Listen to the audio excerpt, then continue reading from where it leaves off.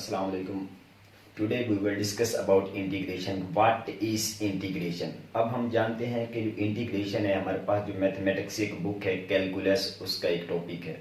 अब कैलकुलस क्या होती है, हमारे पास कोई भी जो फंक्शन होता है उस फंक्शन की हम कंटिन्यूटी के बारे में बात करते हैं और फंक्शन के अंदर कितनी चेंजेस आ रही हैं उसके बारे में हम बात करते हैं कैलकुलस में। फिर आगे कैलकुलस की दो ब्रांचेज हैं, एक को बोलते हैं इंटेग्रल कैलकुलस और एक को बोलते हैं डिफरेंशियल कैलकुलस। अब डिफरेंशियल कैलकुलस क्या है, इंटेग्रल कैलकुलस क्या है। अब देखिए हमारे पास ये कोई एक फंक्शन है, ये फंक्शन की कर्व है। अब इस पॉइंट के ऊपर हम देखेंगे कि इस पॉइंट के ऊपर एक फंक्शन के अंदर कितनी चेंज आ रही है, इंस्टेंटेनियस चेंज जो आ रही है ना वो कितनी आ रही है। अब इस पॉइंट के ऊपर वो इंस्टेंटेनियस चेंज, इसका हमें क्या बताएगी, ये वाली टेंजेंट लाइन। अब जब टेंजेंट लाइन हम ड्रा कर लेंगे, अब इस टेंजेंट लाइन की इक्वेशन क्या होगी, इस इक्वेशन को फाइंड करने के लिए हम एक टॉपिक यूज करेंगे डिफरेंशिएशन या फिर डेरिवेटिव। अब इस पॉइंट के ऊपर इस टेंजेंट की इक्वेशन फाइंड करने के लिए हम यूज करते हैं डिफरेंशिएशन या डेरिवेटिव। तो कैलकुलस की वो ब्रांच जिसमें हम किसी फंक्शन के किसी एक पॉइंट के ऊपर टेंजेंट ड्रा करें और उस टेंजेंट की इक्वेशन को फाइंड करने के लिए हम जो सब्जेक्ट यूज करेंगे उसको बोलते हैं डिफरेंशियल कैलकुलस। और दूसरा हमारे पास ये फंक्शन की एक कर्व है। अब यहाँ हमारे पास दो पॉइंट्स, एक पॉइंट ए है और एक पॉइंट बी है। अब इन दोनों पॉइंट्स के बिटवीन यानी एक्स एक्सिस पर आपने देखना है कि इसकी वैल्यू क्या बनती है और यहाँ एक्स एक्सिस पर देखना आपने इसकी वैल्यू क्या बनती है। तो ये जो हमारे पास एक्स एक्सिस है इसके बिटवीन और इस कर्व के बिटवीन और इन दो लिमिट्स के बिटवीन जो एरिया बनता है इसको फाइंड करने के लिए हम यूज करते हैं इंटीग्रेशन। तो ये जो एरिया का प्रॉब्लम है कि इसको हम कैसे फाइंड करें, तो कैलकुलस की वो ब्रांच जिसमें हम एक कर्व के नीचे और एक्स एक्सिस के बिटवीन, ये नीचे भी कर्व हो सकती है, दो कर्व्स हो सकती हैं, दो स्ट्रेट लाइंस भी हो सकते हैं, इनके बिटवीन अब एरिया इसकी शक्ल क्या हो सकती है, कोई भी इसकी फॉर्म हो सकती है कि यानी इस जो एरिया हम फाइंड करें इसकी फॉर्म क्या है। अब इसकी कोई भी फॉर्म हो सकती है कि रेक्टेंगल हो सकती है, इरेगुलर शेप हो सकती है। तो ये एरिया फाइंड करने के लिए जो प्रॉब्लम होगा, अब उस प्रॉब्लम को जो सॉल्व हमने किया तो वो कैलकुलस की ब्रांच बनती है हमारे पास इंटेग्रल कैलकुलस। वो हमारे पास क्या बनती है, इंटेग्रल कैलकुलस। अब फॉर एग्जांपल हमारे पास ये एक डायग्राम है। अब ये हमारे पास एक स्ट्रेट लाइन है y is equal to x। ये हमारे पास क्या एक स्ट्रेट लाइन है y is equal to x। अगर हम इसको फंक्शन मान लें तो यहाँ पर देखिए, यहाँ पर x एक्सिस की वैल्यू 1 है तो y की वैल्यू भी क्या आएगी 1। और ये हमारे पास एक ट्राइंगल बन रही है। अब इस ट्राइंगल का एरिया हमें पता, हम जानते हैं कि ट्राइंगल के लिए क्या होता है 1/2 बेस इंटू हाइट। अब हमारे पास एरिया आएगा 1/2 बेस इंटू हाइट 1/2। अब देखें 0 से लेकर 1 तक ये जो लेंथ है ये क्या बनेगी, विड्थ ऑफ ट्राइंगल या बेस ऑफ ट्राइंगल। और ये हमारे पास क्या बनेगी, हाइट ऑफ ट्राइंगल या फिर एल्टीट्यूड ऑफ ट्राइंगल।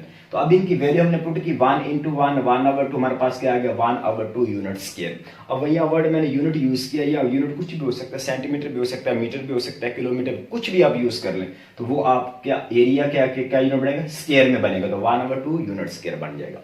अब देखें ये हमारे पास ट्राइंगल है, इसके लिए क्या बनता है 1/2 यूनिट स्क्वायर। अब हम यह इंटीग्रेशन यूज करेंगे कि हमारे पास ये एक स्ट्रेट लाइन है ना y इक्वल टू x, तो इसका फंक्शन हमारे पास बन जाएगा y is equal to f of x। अब वो क्या हमारे पास y is equal to x, तो हम इसकी इंटीग्रेशन करेंगे। अब हमने लिमिट लेनी है कि इंटीग्रेशन हम x एक्सिस के ऊपर कर रहे हैं, कहां से लेकर कहां तक, इस पॉइंट 0 से लेकर 1 तक। हम यहां से लेकर यहां तक भी कर सकते हैं, यहां से लेकर यहां तक भी कर सकते हैं, लेकिन अब हम यहां कर रहे हैं 0 से लेकर 1 तक। अब इंटीग्रेशन जानते हो, क्योंकि आज हमने ये नहीं सीखना कि कोई क्वेश्चन बुक में दो उसके इंटीग्रेशन कैसे करना, इसको सॉल्व कैसे करना है। हमने देखना है कि इंटीग्रेशन को यूज क्यों किया जाता है, इंटीग्रेशन का डेली लाइफ में क्या यूज है और इंटीग्रेशन का प्रैक्टिकली यूज क्या है। क्वेश्चन तो होते हैं ना मैथमेटिक्स में, अक्सर कहा जाता है कि मैथमेटिक्स बस हम सॉल्व कर लेते हैं, अब डेली लाइफ में इसका किसी भी फंक्शन में कहीं भी यूज नहीं है। लेकिन कोई ऐसा फील्ड नहीं है जहां पर मैथमेटिक्स का यूज ना हो, कोई ऐसा फील्ड नहीं जहां पर मैथमेटिक्स की ब्रांच को यूज ना किया, मैथमेटिक्स के टूल को यूज ना किया जाए। हर जगह मैथमेटिक्स यूज होती है। तो अब हमने देखा ना, अब ये बातें करने का मकसद जस्ट हमने ये नहीं कि हमारे पास फंक्शन है उसके इंटीग्रेशन कर, ऐसा नहीं, कुछ नहीं, हम इधर नहीं करने वाले। जस्ट हम बताएंगे कि इंटीग्रेशन को हम क्यों यूज करते हैं और डेली लाइफ में ये कहां पर यूज होती है। देखें तो ये इंटीग्रेशन आप जानते होंगे कि हमारे पास y इक्वल टू x है, तो अब फंक्शन हमारे पास f ऑफ x है, इसकी इंटीग्रेशन करेंगे, लिमिट हम ले रहे हैं 0 से लेकर 1 तक। अब हम जानते हैं कि इंटीग्रेशन क्या होता है, इसकी पावर 1 है, यहाँ पर एक पावर इंक्रीज करेंगे तो क्या बन जाएगी 2, और नीचे भी क्या करेंगे 2, और लिमिट लगा देंगे 0 से 1। फिर हम जानते हैं कि जब भी हम इंटीग्रेशन करते हैं हम क्या करते हैं, हम डिफरेंस से निकालते हैं। क्या करते हैं, डिफरेंस से निकालते हैं कि upper limit minus lower limit. अब देखो तो हमने इंटीग्रेशन की, यहाँ पर अब हम लिमिट यूज करेंगे। अब अपर लिमिट क्या है 1, तो यहाँ 1 की वैल्यू पुट करेंगे, x की जगह क्या पुट करेंगे 1, 1 के ओवर 2, तो क्या बन जाएगा हमारे पास 1/2 माइनस लोअर लिमिट क्या है 0। अब x माइनस लगा के अब x जगह हम क्या यूज करेंगे 0, तो 0/2। अभी 1 का स्क्वायर क्या आ जाएगा 1, और नीचे क्या आ जाएगा 2 माइनस 0, तो क्या बन जाएगा 1/2 यूनिट स्क्वायर। अब देखें ट्राइंगल का फार्मूला यूज किया तब भी हमारे पास एरिया वही है। अब हमने यहाँ पर इंटीग्रेशन को यूज किया तब भी वही एरिया। तो यहाँ से पता चलता है कि जो इंटीग्रेशन हम यूज करते हैं, क्या करते हैं हम इंटीग्रेशन जो हम यूज करते हैं वो क्यों यूज करते हैं, एरिया को फाइंड करने के लिए। अब जब हमारे पास स्क्वायर का एरिया फाइंड करने का फार्मूला है, हमारे पास स्फीयर के एरिया फाइंड करने का फार्मूला है, हमारे पास कोन का एरिया फाइंड करने का फार्मूला है, रेक्टेंगल का है, पैरेललोग्राम का फार्मूला है, तो फिर इंटीग्रेशन की जरूरत क्यों पेश आई। अब देखें हमारे पास अगर कोई इस तरह की शेप है एक रेगुलर, हम इसका एरिया फाइंड कर लेंगे। हमारे पास कोई ऑक्टागोन है उसके हम एरिया फाइंड कर लेंगे। लेकिन अगर हमारे पास इस तरह की शेप आ जाए फिर एरिया कैसे फाइंड करेंगे, क्योंकि हमारे पास यहाँ पर कोई शॉर्प एच या कोई शॉर्प लेंथ नहीं है। अब इस ऐसी फिगर का एरिया फाइंड करने के लिए हम इंटीग्रेशन यूज करते हैं। फॉर एग्जांपल ये हमारे पास एक फंक्शन है, ये कर्व है। अब हमने देखना है कि इसके नीचे जो एरिया आ रहा है, इसके नीचे जो एरिया आ रहा है उसको कैसे फाइंड करें। अब उसको फाइंड करने के लिए हम क्या करते हैं कि ये जितना भी हमारे पास नीचे एरिया आ रहा है हमने देखना है कि हमने कहां से लेकर कहां तक एरिया फाइंड करना है। फॉर एग्जाम्पल हम ए से लेकर बी तक एरिया फाइंड करना चाह रहे हैं, यहां से लेकर यहां तक एरिया फाइंड करना चाहिए। हम क्या करेंगे कि इस टोटल एरिया को छोटी छोटी रिक्टेंगल में डिवाइड कर देंगे। किस में डिवाइड करेंगे, छोटी छोटी रिक्टेंगल में डिवाइड कर देंगे। अब देखिए हमने इसको डिवाइड किया, लेकिन अब देखें ये रिक्टेंगल बन गई, एक ये रिक्टेंगल बन गई, एक ये रिक्टेंगल। लेकिन अब ये जो हमारे पास एरियाज बच रहे हैं ऊपर, अब ये तो इसमें शामिल नहीं होंगे, अब इनका हम एरिया नहीं फाइंड कर पाएंगे। फिर हमने क्या किया कि हमने हमारे पास ये जो लिमिट है ए और बी, इनके दरमियान हम क्या बिल्कुल छोटी छोटी इसको रिक्टेंगल में हमने डिवाइड कर दिया। अब देखें यहाँ पर कोई हमारे पास इतना डिफरेंस नहीं आएगा कि ये मतलब इसमें शामिल नहीं है। हमने इसको इनफाइनाइट मतलब बहुत ज्यादा रिक्टेंगल में डिवाइड कर दिया। हत्ता कि हमने क्या किया कि हम मतलब ये जो हमारे पास विड्थ ऑफ ट्राइंगल है इसको हम बोलते हैं डेल एक्स, इसको हम क्या बोलते हैं डेल एक्स। ये विड्थ ऑफ ट्राइंगल इंतहाई स्मॉल है, इतने स्मॉल कि मतलब ये जीरो को अप्रोच करे लेकिन एग्जैक्ट जीरो ना हो। क्या करे, जीरो को अप्रोच करे लेकिन जीरो ना हो। तो ये इसकी हम क्या ले लेंगे विड्थ, रेक्टेंगल की क्या ले लेंगे विड्थ। अब हम फिर क्या करेंगे कि यहां पर देखें ये हमारे पास हमने छोटी छोटे रेक्टेंगल में डिवाइड किया। अब हम इसका सम फिर कैसे करेंगे, एरिया कैसे फाइंड करेंगे। हम फर्स्ट रेक्टेंगल के एरिया फाइंड करेंगे, फिर सेकंड का, फिर थर्ड का, फिर फोर्थ का, फिर फिफ्थ का, इस तरह ऑनवर्ड हम क्या करते जाएंगे एरिया ऐड करते जाएंगे। अब बंदा सोचता है कि इतने एरिया ऐड करते जाए ये तो बहुत लंबा प्रोसीजर बन जाएगा, तो फिर इससे का फायदा क्या हुआ। अब इस लंबे प्रोसीजर से बचने के लिए आप ये देखें कि हमारे पास कोई भी नंबर है ना 1 + 2 + 3 + 4 + 5 + 6, अब इसको ऐड करना तो हम एक नोटेशन यूज करते हैं, उसको बोलते हैं सिग्मा नोटेशन। इसको हम क्या बोलते हैं सिग्मा नोटेशन। अब यहां हम क्या करेंगे कि कोई एक वेरिएबल यूज कर लेंगे। फॉर एग्जाम्पल हम के यूज कर रहे हैं, क्या यूज कर रहे हैं के। अब हम यहां लिमिट लगा देते हैं कि हमारे पास जो लिमिट है वो हमारे पास क्या है, के की वैल्यू क्या बनती है 1 से लेकर n तक, 1 से लेकर n तक।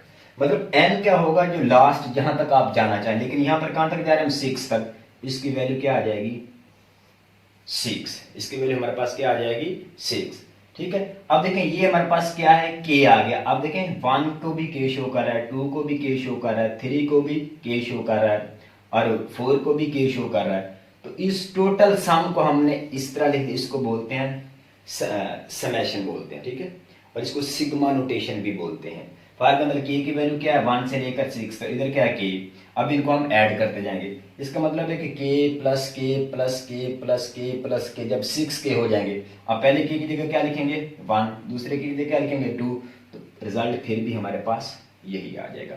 या फिर इस तरह हम लिखते हैं 1 square plus 2 square plus 3 square plus 4 square, इसको हम क्या यूज करेंगे सिग्मा यूज करेंगे, और के की लिमिट करेंगे 1 से लेकर 1 2 3 4 तक, और इधर जस्ट के स्क्वायर कर देंगे। अब ये हमारे पास क्या आ जाएगा, ये जो टोटल स्टेटमेंट आई है इन टोटल का सम जस्ट हम इससे शो कर सकते हैं।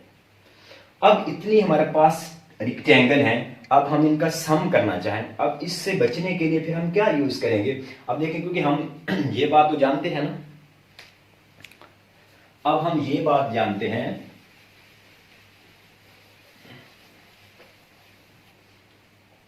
कि ये एरिया ऑफ रेक्टेंगल होता है, एरिया ऑफ रेक्टेंगल वो क्या होगा हमारे पास बेस मल्टीप्लाई हाइट। अब देखें, अब हमने कहा हमने इस एरिया को यहां से लेकर ए से लेकर बी छोटे छोटे रेक्टेंगल में डिवाइड कर लिया। अब इसकी जो हमारे पास बेस बनती है वो तो हमने ले ली डेल एक्स, क्या ले ली डेल एक्स, जो अप्रोच कर रही है जीरो को, जीरो है नहीं, क्या है डेल एक्स। अब हाइट की वैल्यू क्या लेंगे यहां पर, अब देखें यहां पर हाइट और है, यहां पर और है, यहां पर और है, यहां पर और है, तो हम जानते हैं कि एक रेक्टेंगल का एरिया फाइंड करने के लिए हम क्या करते हैं base of rectangle multiply height of rectangle, या फिर यूं कह लें width of rectangle height of rectangle, या फिर width of rectangle length of, कोई भी नेम दे दें। तो यहां पर बेस या इसकी विड्थ तो आ गई डेल एक्स, हाइट क्या आएगी यहां पर हाइट वो आएगी कि जो रेक्टेंगल हम इस पॉइंट पर बना रहे हैं यहां पर देखेंगे कि यहां पर फंक्शन की वैल्यू क्या बनती है, जो फंक्शन हम डिस्कस कर रहे हैं उस फंक्शन की वैल्यू क्या बनती है एफ ऑफ एक्स, मतलब एफ ऑफ एक्स 1 बन जाएगा, एफ ऑफ एक्स 2 बन जाएगा। अब देखें, अब ये माइंड में क्वेश्चन पहले होता है कि ये del x 1 f x 1 plus del x 2 plus f x 2 plus del x 3 f of x 3। अब ये भी एरिया ऑफ रेक्टेंगल, ये भी एरिया ऑफ रेक्टेंगल, ये भी एरिया ऑफ रेक्टेंगल, हमने क्या कहा बहुत ज्यादा रेक्टेंगल में हम इसको डिवाइड कर लेना। अब इतने सारे रेक्टेंगल हम कैसे लिखेंगे, अब इतने सारे रेक्टेंगल फिर हम कैसे लिखेंगे, मतलब हमने इसका सब का सम करना, सम करेंगे तो ये एरिया आ जाएगा, और ये हमें क्या बताती है इंटीग्रेशन। बस यहीं पर देखें कि जस्ट आपने यहां पर सम का जो एस है ना उसको थोड़ा बड़ा कर देना है, सम का जो एस है उसको थोड़ा बड़ा कर देना है, और यहां पर क्या आ जाएगा f of x into del x, f of x into del x, जिसको हम मोस्टली डी एक्स यूज करते हैं, जिसको डिफरेंशियल एलिमेंट भी बोलते हैं। तो ये और लिमिट क्या है, हम ए से लेकर बी तक ले रहे हैं, लिमिट क्या है ए से लेकर बी तक, ठीक है। अब ए से बी ये हमारे पास लोअर लिमिट है और ये अपर लिमिट, अब इसके बीच डेल एक्स 1 एक्स 2 वो सब इधर आ रही है, इन सब को ऐड करेंगे तो रिजल्ट आएगा वो क्या आ जाएगा एरिया, वो क्या आ जाएगा एरिया।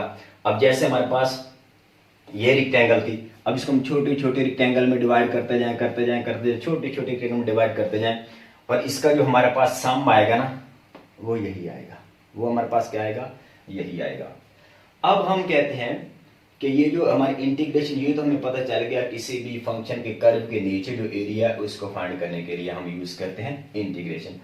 तो डेली लाइफ में कहाँ पर इंटीग्रेशन को हम यूज करें, क्या ऐसी कौन सी चीज थी जहां पर हमें उसको कैलकुलेट करने के लिए इंटीग्रेशन की जरूरत पेश है। जब हम फिजिक्स की बात करते हैं तो एक टॉपिक हम पढ़ते हैं वर्क, एक टॉपिक हम क्या पढ़ते हैं वर्क। वर्क क्या होता है हमारे पास फोर्स इनटू डिस्प्लेसमेंट, मतलब हम किसी भी बॉडी के ऊपर फोर्स लगाते हैं, हम किसी भी बॉडी पर क्या करते हैं फोर्स लगाते हैं तो वो बॉडी मूव होती है। हम देखेंगे कि हमने जो फोर्स लगाई वो फोर्स कितनी है और उस फोर्स ने उस बॉडी को कितना मूव किया है, मतलब डिस्प्लेसमेंट या डिस्टेंस कितना कवर, उन दोनों का जो डॉट प्रोडक्ट होता है वो हमें वर्क देता है। तो अब देखें हम ये भी जानते हैं कि फॉर एग्जाम्पल